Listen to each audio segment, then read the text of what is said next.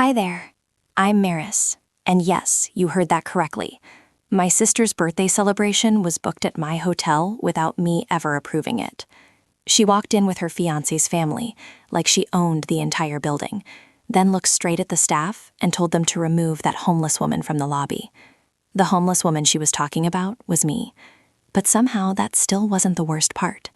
The worst part was that my whole family knew exactly what was happening. They had arranged the entire thing together. They expected me to quietly pay for it and smile while doing it.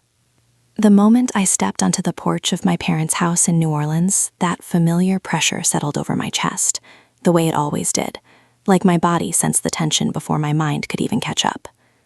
It was early June, thick, humid air clinging to the neighborhood with the scent of jasmine and boiling crawfish drifting through the streets. I hadn't come home in almost 5 months, not because my schedule was too packed, but because I already knew how these visits ended. My mother opened the door, greeting me with that same carefully practiced smile, the one that looked warm but never quite reached her eyes. "Maris, sweetheart, look at you, still dressed in black," she said lightly, kissing the air beside my cheek. "You know, wearing a little color once in a while wouldn't hurt anyone." I forced a polite mouth. "Hi, Mom." Inside, my father was already seated at the dining table, halfway through a plate of lasagna, his eyes fixed on the food, like staring at it long enough might reveal the secrets of the universe. And then there was Saren, stretched comfortably across the love seat like she was in the middle of a photo shoot, her designer dress draped perfectly over her legs. I was certain she hadn't paid for it herself. Her lips curved into that smug little half-smile I'd grown up resenting. "Well, look who finally resurfaced," she said, rising to her feet. "New Orleans' favorite mystery woman is back. Did you finally finish organizing those endless spreadsheets of yours?" I didn't react. I simply nodded and pulled out the chair across from her. The table was laid out with my mother's best china, the kind that only appeared during holidays, family confrontations, or when someone had an announcement to make that alone should have warned me. Dinner began, stiff and awkward. Mom made a few remarks about the pleasant weather. Dad mentioned the traffic on the interstate, and Saren took a selfie halfway through the meal, carefully angling her phone so my face wouldn't show in the frame. I should have left right then, but instead I stayed, took a bite of bread, and tried to convince myself that maybe this was just a normal dinner. Then Saren suddenly stood, raising her glass with excitement. "I have some thrilling news," she announced brightly. "My 33rd birthday is coming up, and I'm planning something incredible, something truly iconic. Think Kardashian-level iconic." I continued chewing slowly, pretending not to care. "I found the most perfect rooftop space in the warehouse district," she went on. "There will be a champagne wall, live music, drone videography, and even a horse-drawn carriage. Imagine Paris, but with much better lighting." She paused, clearly enjoying the moment. "The total cost will be just under $150,000. I nearly choked on my drink. I placed my glass down slowly. She didn't even blink. "And you," she said, pointing straight at me, "get to make all of it happen. Come on, sis, it's not like you're doing anything meaningful with your money." The room fell completely silent. Even the ceiling fan seemed to slow as if listening. I glanced toward my mother, expecting her to shut the idea down. But instead, she tilted her head thoughtfully. "Sweetheart, it would mean so much to your sister. You've been so fortunate lately, haven't you? Maybe it's time you gave something back." Your father kept eating without lifting his eyes, without saying a single word. In that moment, the realization hit me hard. I wasn't here as family. I was here as a funding source. I forced myself to swallow the anger rising in my throat, but it tasted bitter, like betrayal. I excused myself before I said something I couldn't take back later. Later that night, in my own kitchen, I sat at the island with a glass of wine, trying to erase the evening from my mind. My phone buzzed across the counter, a message from Ina, my operations manager, and the only person in my life with an accurate sense for trouble. Check Saren's Instagram story. I opened the app, and there it was, a split-screen reel. On one side, Saren laughing with her event planner, holding a glass of champagne. On the other side, a video of my car pulling into my driveway, windows down, paint slightly faded. The caption read, "When your rich sister lives like she's hiding in witness protection." The comments were already piling up, people laughing, mocking. "At least she's not pretending to be someone she isn't. That house screams anxiety, LOL. She drives that?" I stared at the screen, my jaw clenching so tightly I thought my molars might crack. I wanted to shout. I wanted to reply to every single comment, explaining exactly what I had built, exactly what I owned, and how I earned every piece of it myself. But I didn't. I just stared at the phone. She thinks this is about a birthday party. She has no idea what she just started. 2 days passed, and I ignored every call and message from my family. Ina even offered to take my phone and toss it straight into the Mississippi, and honestly, I considered letting her. Instead, I turned off my notifications and buried myself in work. Zoning permits, financial sheets, development plans. My hands kept moving, but the tight knot in my chest never loosened. The video was still online, still collecting likes, still being shared by strangers who thought it was hilarious that I drove a 10-year-old car and didn't flaunt my wealth like it was stolen. "She's not going to stop," Ina said, tapping her nails on the conference table. "I know," I replied quietly, "but she's not the one I'm worried about." Ina lifted an eyebrow, but I didn't explain. I had seen this coming for a long time, like slow leaks hidden inside the walls. But now the drywall had cracked open, and the rot behind it was impossible to ignore. Later that afternoon, I was reviewing contract details when I noticed a familiar silhouette through the frosted glass of my office door. My stomach dropped. My mother never made appointments. She simply walked in as if every room automatically belonged to her. "I thought I'd drop by," she said brightly, carrying a container of banana bread, which she placed on my desk. "Still no receptionist here. You really should make the place more welcoming." I forced a polite smile. "Hi, Mom." She sat down without being asked. "You work too much, you always have. Just like your father. Although he never had much talent when it came to managing money. You must get your financial instincts from me." I remained quiet, aware of Ina watching from the other side of the glass. Then Celeste reached into her handbag and pulled out a cream-colored envelope. "I brought something for you to review," she said casually, like she was handing me a recipe card. I opened it, expecting nothing more than a thank you note. But instead, I found a printed budget sheet. At the top it read, "Saren's 33rd Dream Event," and halfway down, highlighted in pink, were the words, "Venue contribution, Maris Calder, $150,000, confirmed." My throat tightened. "Confirmed," I repeated sharply before I could stop myself. "Who confirmed this?"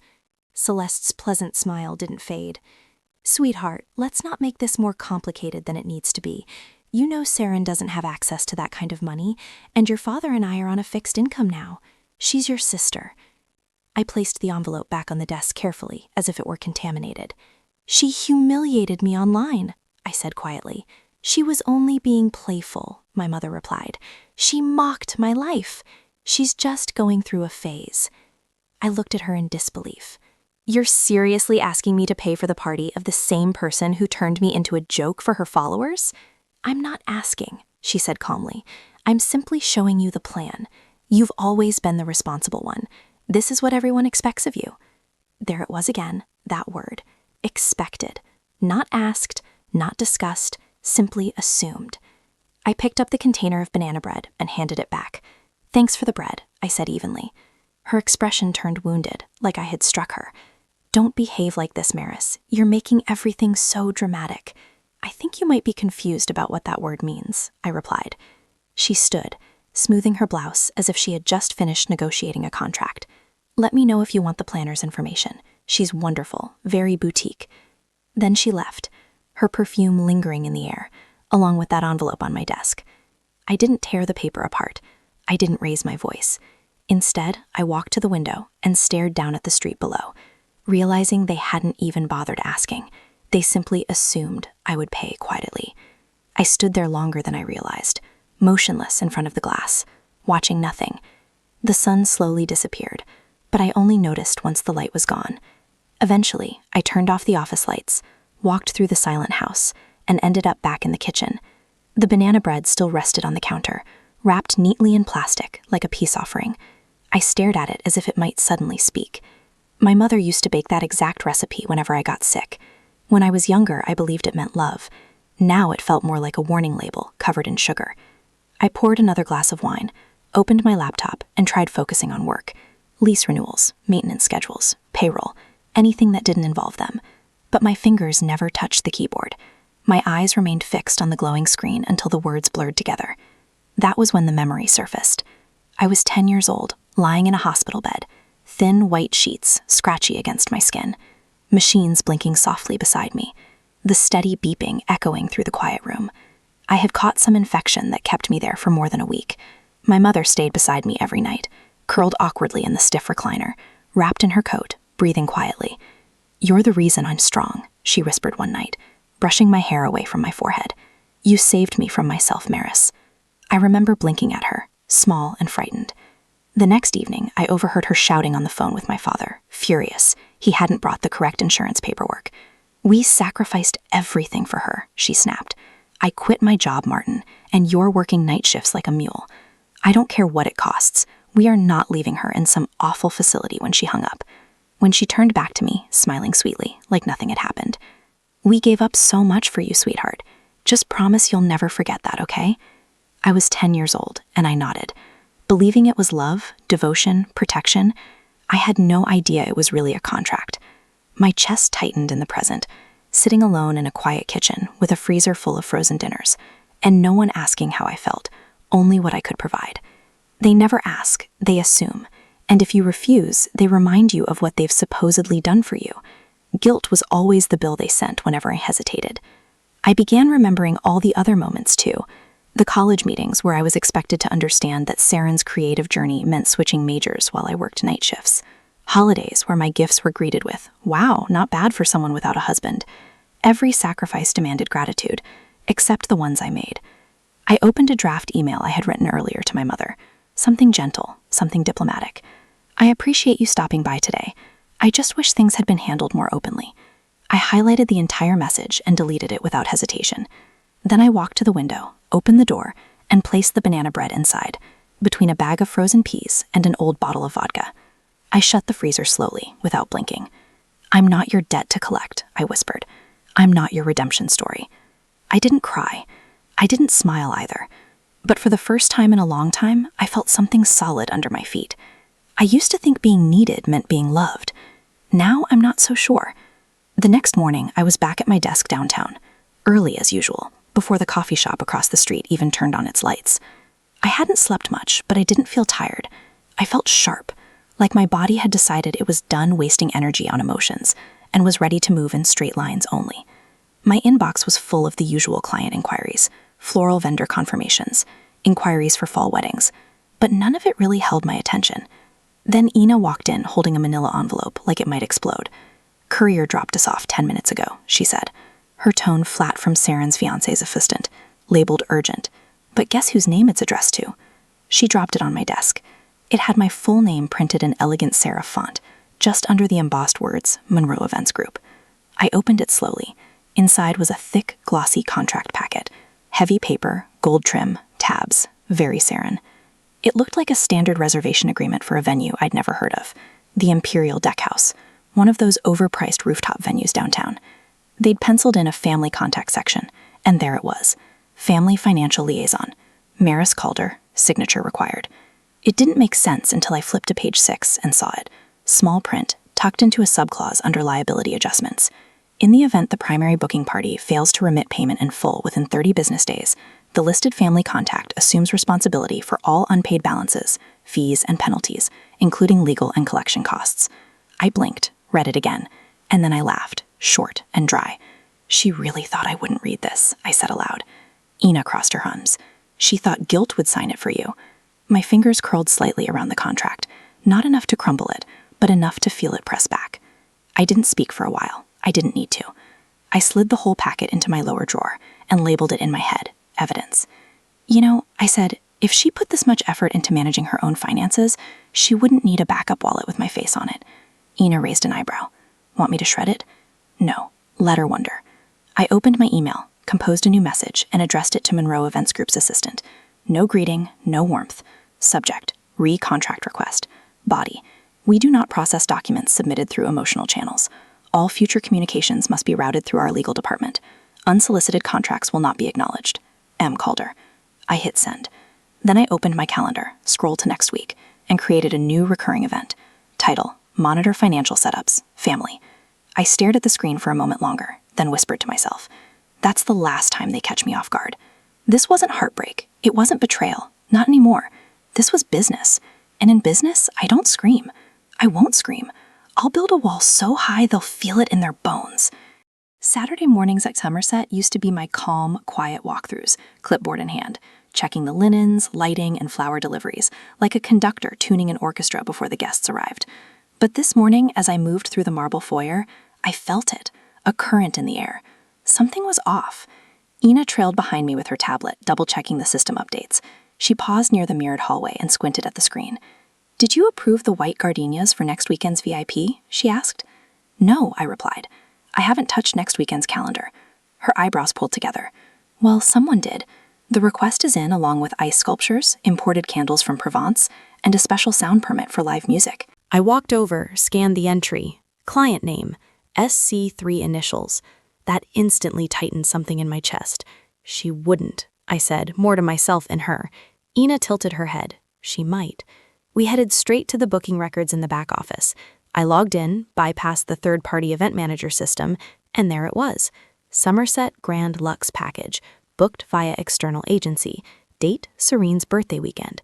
No phone call, no email, no heads up. She booked my venue like it was a hotel room, like I was a stranger.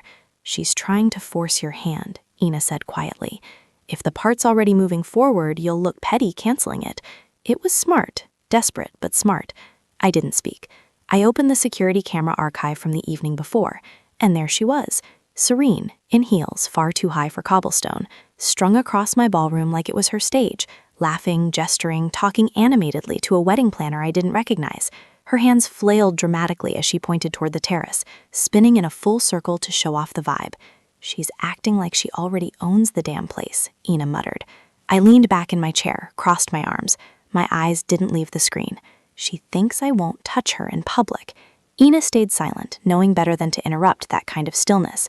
She thought this was a game of social image, optics, and passive-aggressive elegance, but she was playing in my backyard now. And in my backyard, the rules were different. "Don't cancel anything," I said finally. "Not yet." Ina gave me a long look.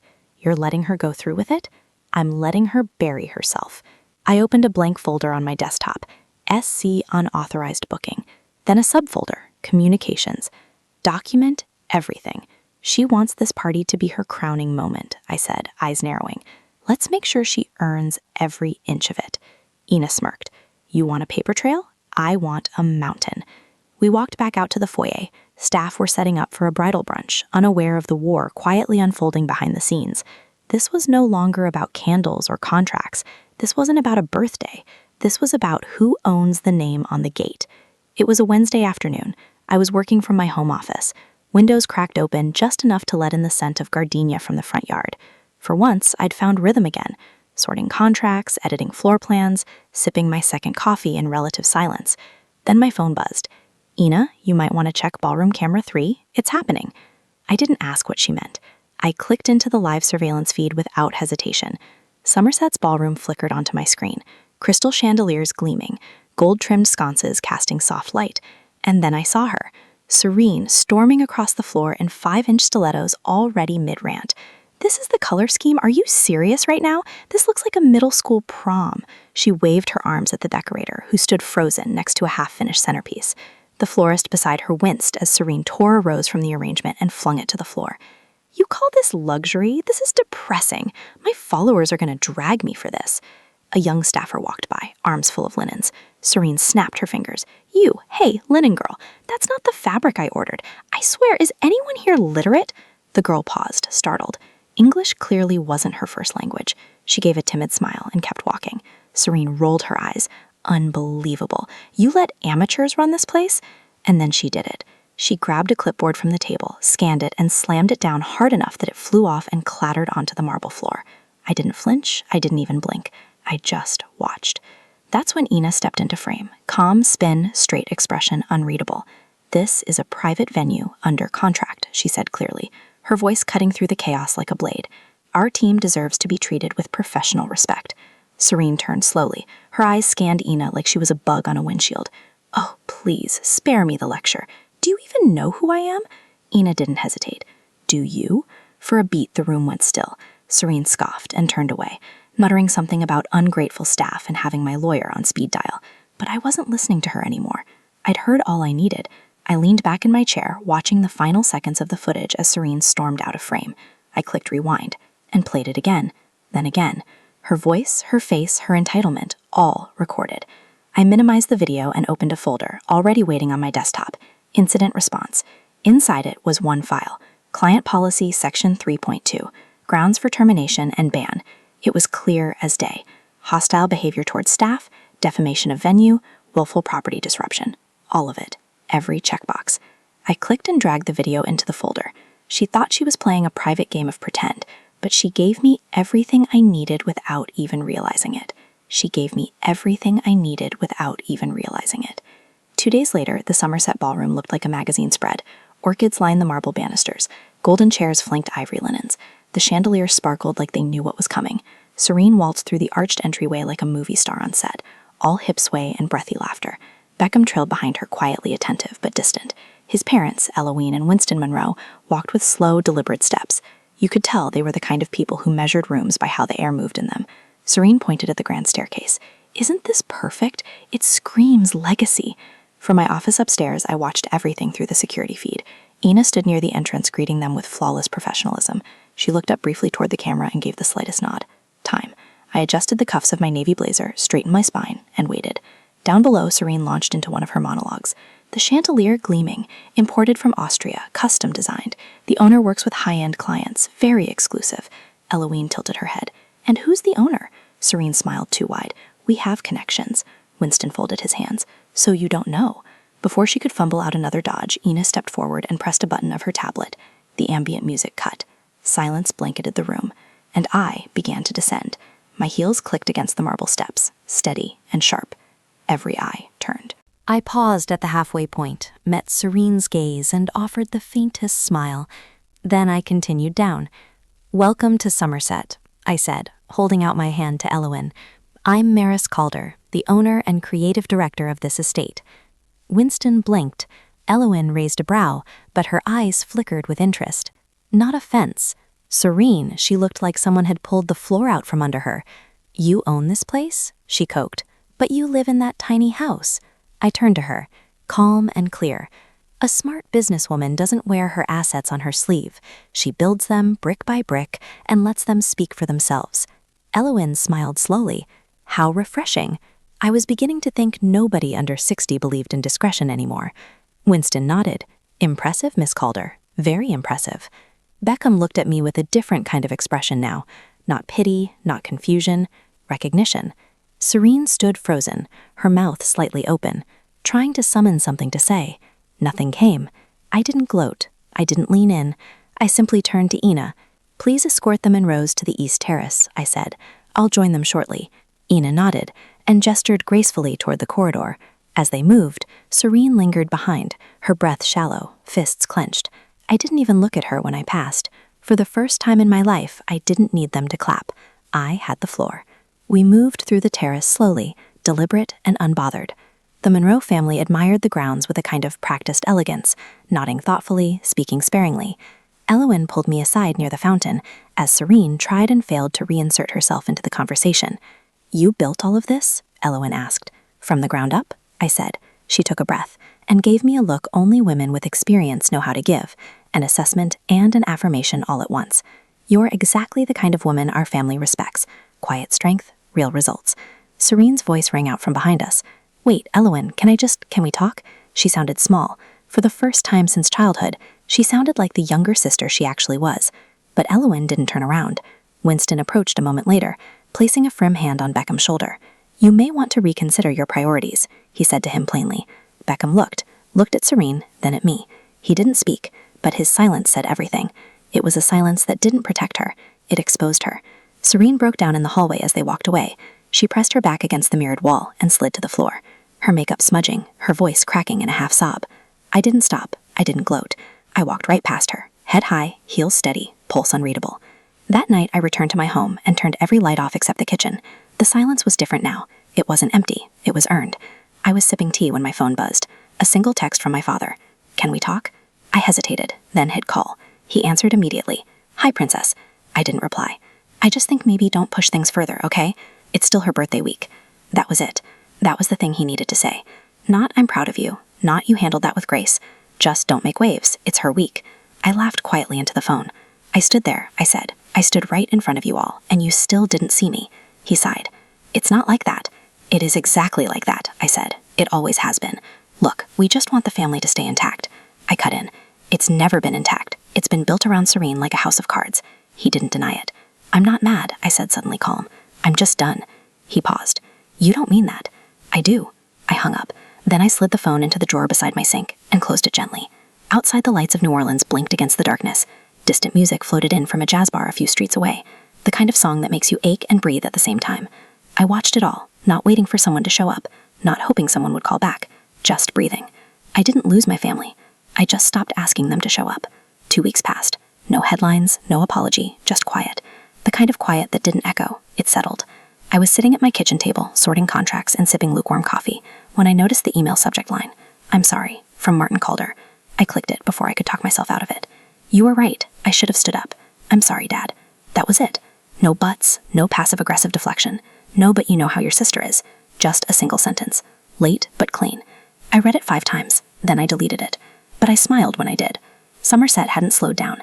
If anything, it was surging. We had 3 weddings booked for the next month, 2 corporate galas, and a high-profile fundraiser that had local news sniffing around. Ina was now fielding requests from planners in 4 different states. She walked into my office with her usual tablet in hand. "We've got a request from Ella Monroe's niece," she said, tapping. "She asked for you directly." "Of course she did," I said. "We'll take good care of her." I meant it. That same day, my phone lit up with the push notification from a wedding industry blog. Influencer event cancelled. Somerset denies involvement. Speculation mounts. And then, are these luxury events just for show? Inside the collapse of a brand. They didn't mention her name outright, but I didn't need them to. Later that evening, out of pure curiosity, I checked Serene's socials. Her latest video was still up, but the energy was different. Muted lighting, no makeup, no background music, comments turned off. She stared into the camera for almost 2 full minutes before speaking. I didn't watch all of it, not because I couldn't, because I didn't need to. There was no satisfaction, no anger, no fire in my chest, just air. I closed the app, put my phone face down, and walked outside with a glass of wine. The porch was warm, washed in the orange glow of the setting sun. The street was quiet except for the rustle of wind through the live oaks. I drove past my parents' house that morning, slowed down for half a second, didn't stop. Not because I was bitter, because I didn't feel the pull anymore. I used to think peace came when people apologized, when the scales finally tipped back in your favor, when the villains got exposed and the family admitted they were wrong. But peace is quieter than that. Peace is walking away when no one asks you to. Peace is deleting the message without replying. Peace is saying no and not explaining why. I took a sip of wine. The night wrapped around me like a soft exhale. And maybe that's the real revenge. Not winning, but walking away clean. You know, if there's one thing I've learned through all this, it's that peace doesn't come when people finally treat you right. It comes when you start treating yourself like you matter. For years, I thought loyalty meant silence, that being a good daughter, a good sister, meant making myself smaller just so others could shine. But the truth is, shrinking never saved anyone. You can love your family and still draw a line. You can walk away without hating them, and you can stop chasing validation from people who never bothered to look at you clearly. I didn't win by being louder. I won by finally listening to myself. So let me ask you something. Have you ever felt invisible in your own story? Have you ever carried guilt that was never yours to begin with? Tell me in the comments. I want to hear your truth. And hey, if this story hit home for you, type 1 or let me know where you're watching from. If you didn't connect with it, that's okay too. Drop a comment and tell me why. Was it the message, the pace, the ending? This channel is all about real stories for real people. So if you want more honest, emotional storytelling like this, don't forget to subscribe. You never know, the next story might be the one that finally puts your feelings into words. Thanks for spending your time here. See you in the next one.